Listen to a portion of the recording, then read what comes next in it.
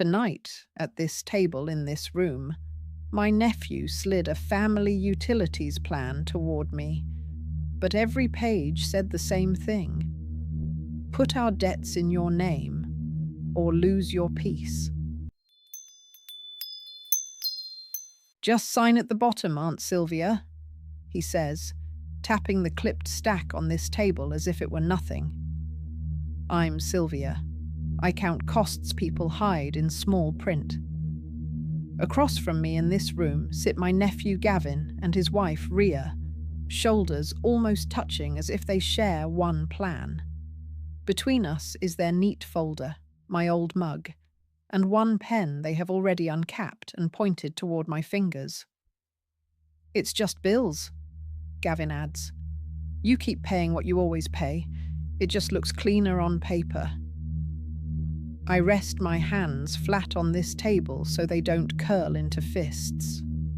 When people say, just bills, they are almost never just bills. This conversation did not begin tonight. It began 3 nights ago in this room, when I woke in this chair to a whisper near the cracked door. Gavin thought I was asleep. I stayed still under my blanket and listened. She's got the best credit score in the family, he hissed to someone on speaker. If we move everything to her name, the shut-off notices stop coming to us. A woman's voice, Ria's sister Tamsin, answered briskly. Make it sound like help for her. Say you're simplifying. Say she'll never miss a due date again. My chest tightened. I have never missed a due date in my life. That night, I learned other people's chaos had started circling this room. The next morning, Gavin arrived with a smile that did not reach his eyes. We've been worrying about you, he said, setting bakery pastries on this table like a bribe. So many online accounts now. Autopay.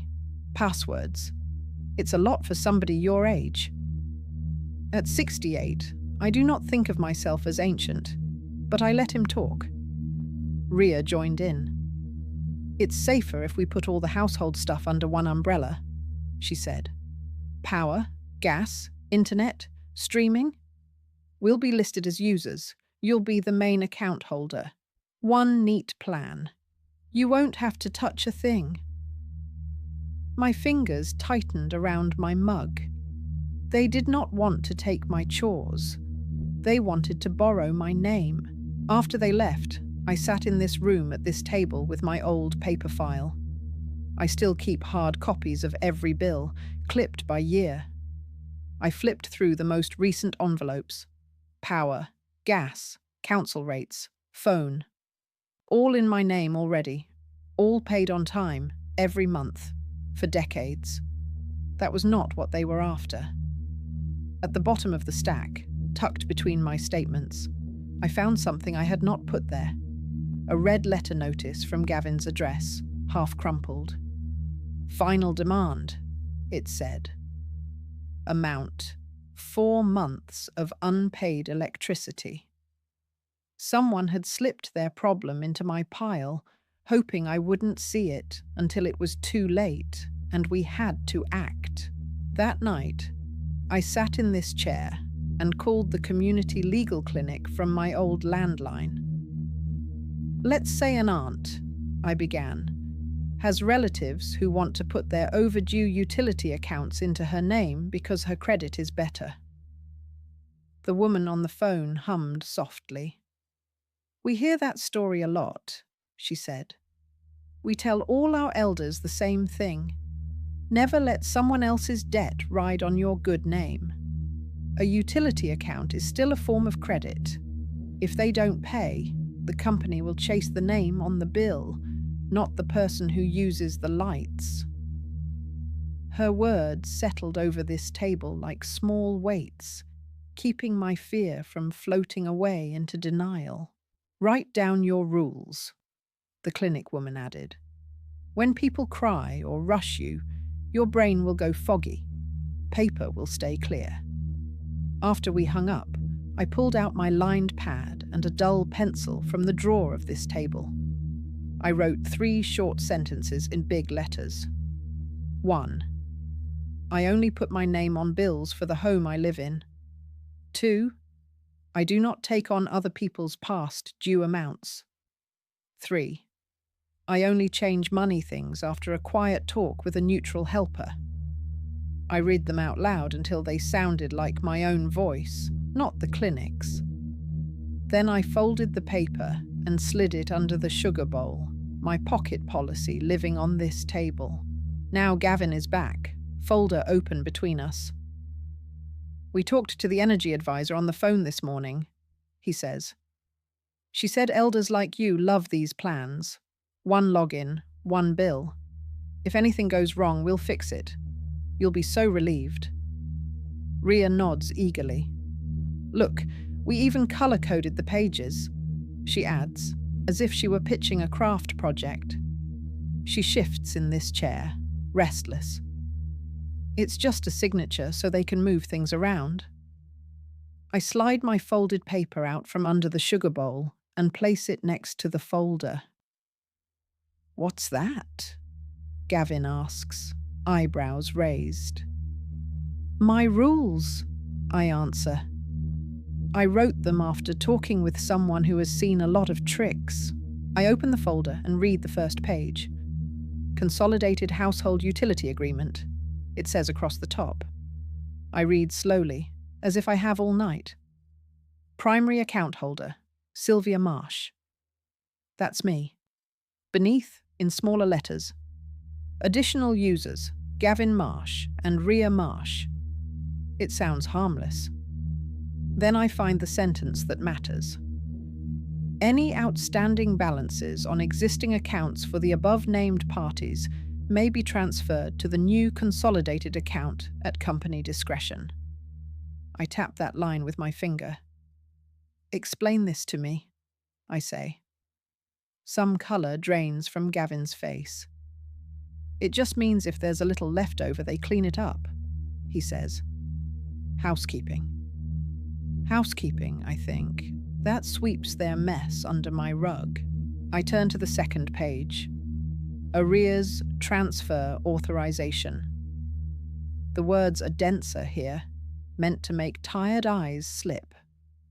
By signing, primary account holder accepts responsibility for any transferred balances, including but not limited to previous unpaid charges, penalties, and reconnection fees. I look up. How many previous unpaid charges are we talking about? I ask. Ria's jaw tightens.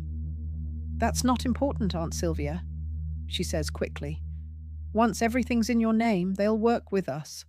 Right now, they treat us like trash because we got behind. She leans closer. You've always been the steady one. Let us lean on you. It's just numbers on a screen. I think of my pension, my little savings, my careful grocery lists. Numbers on a screen that keep me housed. I slide the top sheet aside and find a smaller notice clipped beneath. Reminder. Disconnection scheduled unless payment or arrangement received by Friday. It reads. Address. Gavin's apartment. My hands steady. Is this the only account behind? I ask. Gavin shrugs too fast. 1 or 2, he mutters.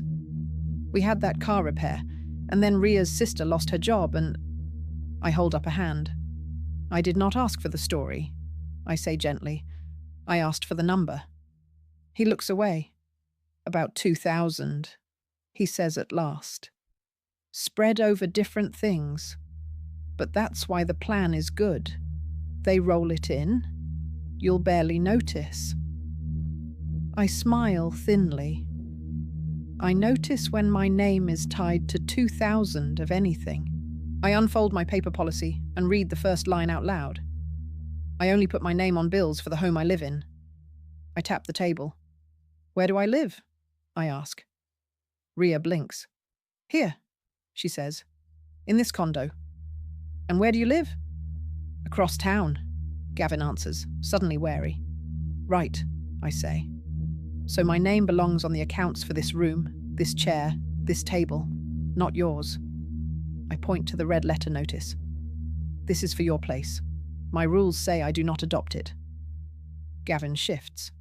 You're being very rigid, he says. Family helps each other. Family does help, I agree. But help is not the same as merging identities on paper. I move my pencil down to the second line. I do not take on other people's past due amounts. I hold his eyes. Do you know why I wrote that? Gavin rolls his. Because some woman on the phone scared you. I shake my head. Because I watched my sister lose her house when she put her boyfriend's store lease in her name. The boyfriend left. The debts stayed. She went from homeowner to renting a room out of town in 2 years. I feel the old ache in my chest. My good name is not a rescue boat for people who refuse to plug their leaks. Rhea swallows. We're not refusing, she says. We just need breathing room. Then let's talk about air, I say. Not paper. I look back at the contract. Near the bottom is a hurriedly highlighted note. Special promotion. Applications received by today qualify for bonus credit. There is even a little cartoon clock on the page, its hands racing. Why does this have to be done tonight? I ask. Gavin jumps in quickly. Because the offer ends, he says. We promised the rep we'd have the form back. She's waiting on email. I raise an eyebrow. The rep is waiting to lock me in, I say, not to give me a gift. I turn my paper so they can see the third line. I only change money things after a quiet talk with a neutral helper. I tap the word neutral. That means someone who is not getting anything from my answer. Gavin scoffs. You mean a stranger at some office? He says. They don't know us. We're your blood. He leans forward, lowering his voice. If you don't sign, the power company will cut us off. The kids will be sitting in the dark. Is that what you want? His words are heavy. He knows I love his children. My heart squeezes, but my mind stays clear. I do not want that, I say. I want them to grow up watching their parents make a plan, not magic tricks. I reach for the phone on this table. The clinic gave me the number of a debt counselor, I add. We can put her on speaker right now. She can help you talk to the companies in your own names. Rhea looks startled. Now? She says. We didn't come for that. You came for my signature, I answer. That is bigger than my time. I am willing to give time first. Gavin's jaw clenches. We don't need some outsider judging us, he mutters. We just need this paper signed. The rest we'll handle. I sit back in this chair. You have already been handling it, I say. That is how we got here. I slide their folder back across this table until it rests in front of them. I will not sign tonight. I will not sign later. If you want my help, it will be in the form of one small gift or one shared phone call, not a permanent chain between your debts and my name. Gavin's charm cracks. You don't understand, he says, voice rising. Our landlord already warned us. If the power goes again, he'll end the lease. We'll have to move in with you. Is that what you want? All of us crammed in here? He throws his hands wide, as if this room is tiny. I look around at my quiet walls, my steady chair, this table that has seen careful budgets and birthday cakes. You standing at my door with bags because life hit you is one thing, I say. You standing at my door with contracts that tie my name to your unpaid bills is another. I cannot stop storms from coming to you. I can stop you from opening a hole in my own roof. Ria's eyes fill with tears. I thought you loved us, she whispers. You talk about being family, but when we ask for one thing, you slam the door. I take a breath. I do love you, I say. That is why I am offering real help, not the fake kind. I nod toward the phone. I will sit here in this chair while you call the power company and set up a payment plan. I will listen. I will bring you tea when you cry. If, after that, there is a small gap, I may choose to cover 1 month as a gift. But I will not give the company my name to chase for years if you fall again. That would turn my love into a leash around my own neck. The room goes quiet. The only sound is the old clock ticking on the wall. Gavin looks at the folder, then at me. So that's it, he says. You'd rather let us suffer than help us. I shake my head. No, I would rather watch you learn than help you stay stuck. There is a difference. I tap my folded paper. My rules are not against you. They are for me. They are the reason, 10 years from now, I will still have heat in this room and food on this table, whether you have learned your lesson or not. His shoulders sag a little. He is no longer the confident salesman from an hour ago. He is a tired man who has been hiding envelopes in his glove compartment. Slowly, Ria reaches for the red notice. If we call them, will you sit with us? She asks. Her voice is small now, like a child asking for company, not a co-author asking for a signature. Yes, I say. I will sit in this chair. I will not speak unless you ask me to. This is your account, your responsibility. I am only an older woman with a good chair and a piece of paper that keeps from drowning. Gavin rubs his face. The lady on the phone will probably be rude, he mutters. Maybe, I say, but she will be talking to the right names this time. After they leave, taking the folder and their red notice with them, I stay at this table with my folded paper in front of me. My hands still shake a little, but the lights in this room are on because I paid for them, not because I took on anyone else's arrears. If you are listening and someone comes to your table with bright words about consolidation and family plans, remember, your name is not a spare hook for other people's unpaid bills. You are allowed to ask, what do I risk? You are allowed to say, my name stays on my own roof. You are allowed to help with ears and tea instead of signatures. Your love can be warm without your credit being on fire.